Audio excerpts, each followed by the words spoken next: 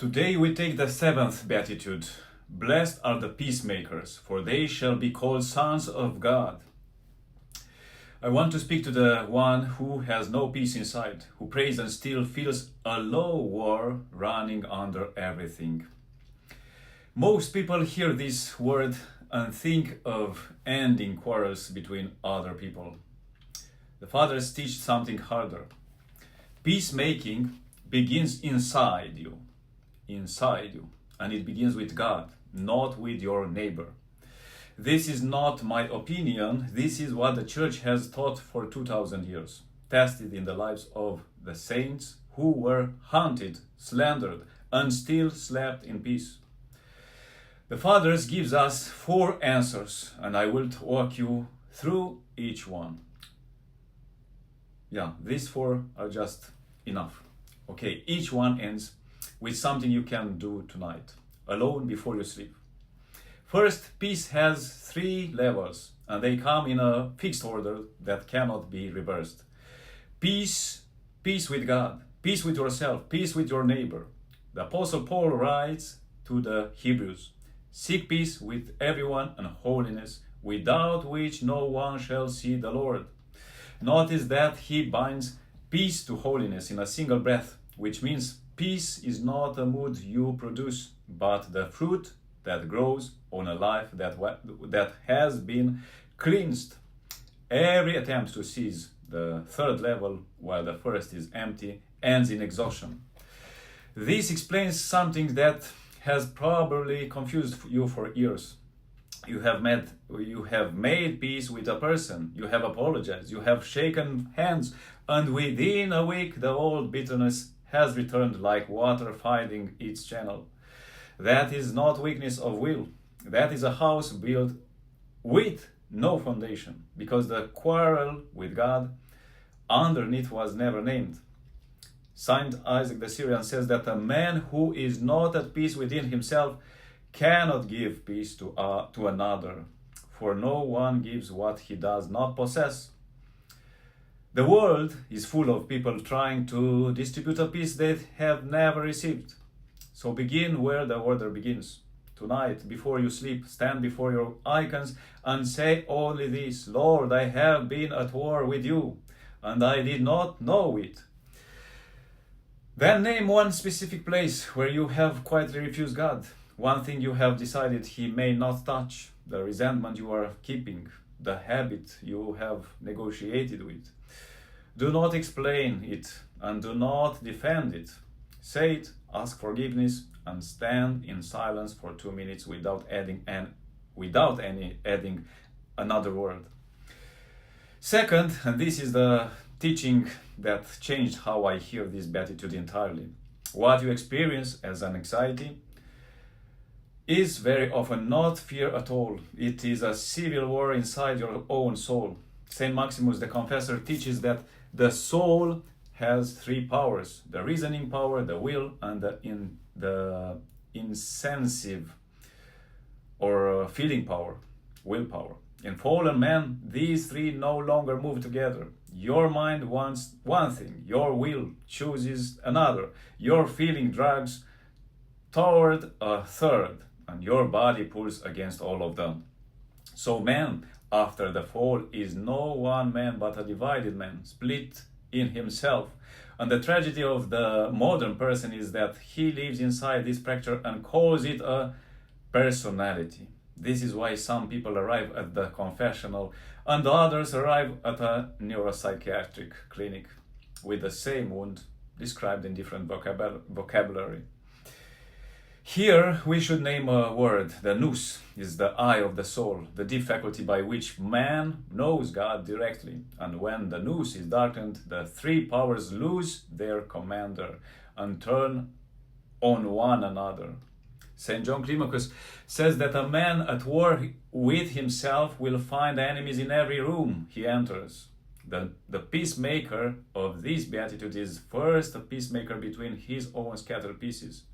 The instrument the Church gives for this is confession, and I say this as a priest who has sat on the other side of it for years. Confession is not a report of misdeeds. It is the sacrament in which the split man is gathered back into one and reconciled first with God, and then, in that same act, with himself. Some struggles cannot be answered in a video, and the inner division is often one of them, because it needs a specific word for a specific soul. If you carry something like this and have nowhere to bring it, you can speak with me privately, and the link to book a conversation is below.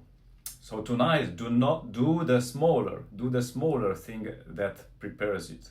Take a paper and in 3 lines write what your mind wants, what your will actually chooses, and what your feeling craves. Seeing the word written down is the beginning of nepsis, which is the watchfulness of a soul that has decided to stop sleeping. Third, the root of nearly every quarrel you have is not the other person. It is Philautia, self-love, which the fathers name as the mother of all the passions. Philautia is the service of my own ego, and it hides itself well, because it always arrives dressed as a legitimate claim.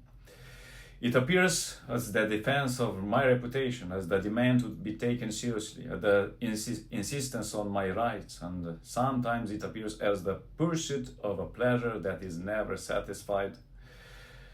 Saint Dorotheus of Gaza taught that men are like points on the circumference of a circle with God at the center. And the nearer they come to God, the nearer they come to one another. So distance from a brother is only the measurement of distance from God.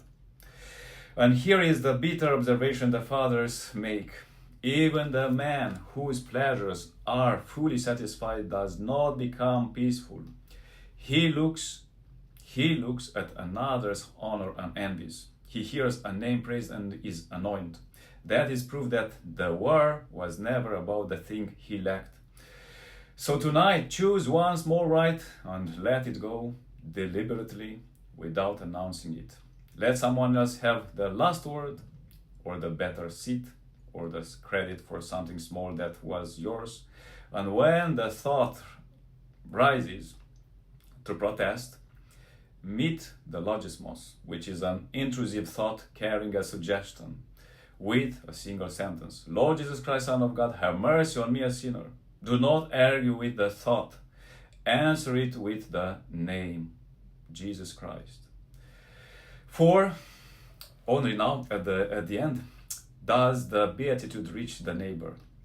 A peacemaker in the patristic sense is not a diplomat who separates two fighters. He is a man who has received peace and carries it, so that it spreads from him the way heat spreads from a beam of sunlight. When the Lord sent out the 70, he told them that upon entering a house they should first say, "Peace to this house." And if a son of peace is there, the peace will rest on him. And if not, it will return to you. Consider what that means. Peace is treated as something real that can be given, can be refused, and come back to the one who offered it. This is why the angels sang peace on earth at the Nativity and not before. Peace was not a political announcement. It was the news that God had come to reconcile man to himself, and that the ancient friendship broken in Eden was being restored. In paradise the Lord walked and spoke with Adam as a friend, and after the fall Adam hid, and God still came asking, "Adam, where are you?" Christ says to his disciples, "You are my friends," and later, "Peace I leave with you, my peace I give to you. Not as the world gives, do I give to you."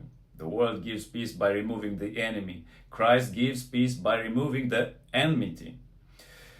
The reward is stated plainly. They shall be called sons of God. And son of God, as the Apostle Paul writes, means brother of Christ, heir of God, joined here with Christ. That is the highest title a human being can hold, and it is given not to the clever, not to the strong, but to the one who carries peace into rooms that have none. So tonight before you sleep, pray by name for the one person with whom you have friction. Say only, Lord, bless him, and through his prayers have mercy on me. Say it for 7 nights, whether or not you feel anything, because the heart follows the mouth far more often than the mouth follows the heart. Let me gather it. First, peace has 3 levels in a fixed order. So tonight, name that to God the one place where you have quietly refused him. Second, your unrest is often a civil war between the powers of your soul. So write the 3 lines and bring the division to confession.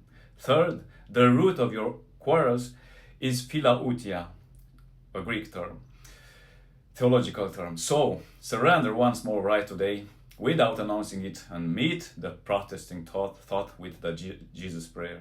Fourth, peace is something you carry and give. So pray by name for the person you are at odds with for 7 nights. May the Lord Jesus Christ, who is himself our peace, gather what is scattered in you and give you a quiet heart tonight. And may you sleep as the bird on the rock, with the storm breaking beneath it and not touching it. This teaching raises another question. How does a heart become pure enough to see God at all? Since purity of heart is what makes peacemaking possible in the first place. I answered it fully in the video on the Beatitude of the pure in heart, and I recommend you watch it next, because it completes what we began tonight. All the Beatitudes, one by one, and gathered in the playlist named the Beatitudes on this channel. And if this word served you, you know where to find the rest. So go in peace. God bless you.